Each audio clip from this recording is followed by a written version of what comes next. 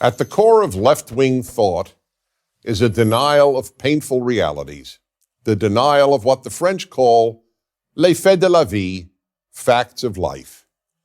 Conservatives, on the other hand, are all too aware of the painful realities of life and base many of their positions on them. One example of this left-right difference is the differing attitudes toward human nature and responsibility for evil. When liberals blame violent crime on poverty, one reason they do is that ever since the Enlightenment, the left has posited that human nature is good. So then, when people do bad things to other people, the left argues that some outside forces, usually poverty, and in the case of non-white criminals, racism, are responsible, not human nature. Why? Because people on the left find it too painful to look reality in the eye and acknowledge that human nature is deeply flawed. Another fact of life that the left finds too painful to acknowledge is the existence of profound differences between men and women. There is no other explanation for the denial of what has been obvious to every previous generation in history, that men and women are inherently different. This denial is certainly not the result of scientific inquiry. The more science learns about the male brain and the female brain, not to mention male and female hormones, the more it confirms important built-in differences between the sexes. Yet many people, influenced by left-wing thought, believe that girls are as happy to play with trucks as are boys, and boys are as happy to play with dolls and tea sets as are girls. Why do they believe such silliness? Because acknowledging many of those differences is painful.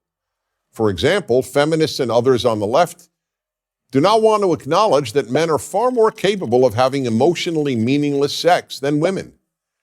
Therefore, feminism has taught generations of young women that they are just as capable of enjoying emotionless sex with many partners as are men. The fact is that the great majority of women are deeply dissatisfied with the hookup culture and yearn to bond with a man, even more than they yearn for professional success. But feminism came up with the famous and false phrase, "A woman without a man is like a fish without a bicycle," to counter the painful reality that most women feel incomplete without a man in their life, just as, I might add, most men feel incomplete without a woman. Ironically, however, most men have no trouble acknowledging this. This is what the notion of political incorrectness is all about.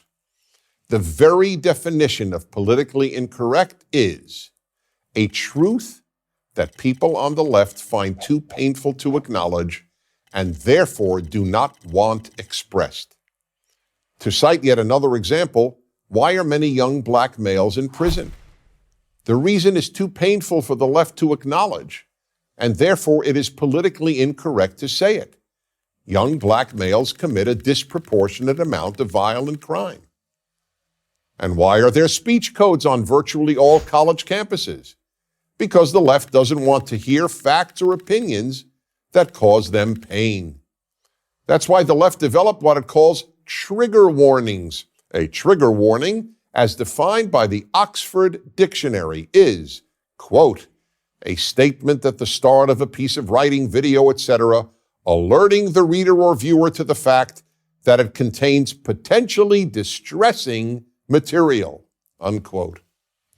That's why the left constantly speaks about being made uncomfortable and about feeling offended. Being made uncomfortable or feeling offended is, after all, painful.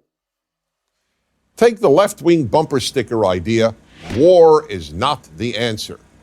The painful truth is that war is often the only answer to great evil.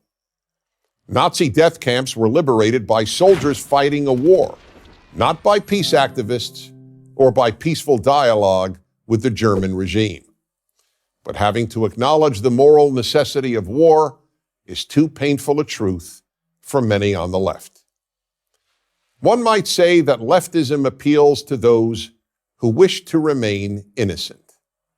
Growing up and facing the fact that life is messy, difficult, and painful is increasingly a conservative point of view.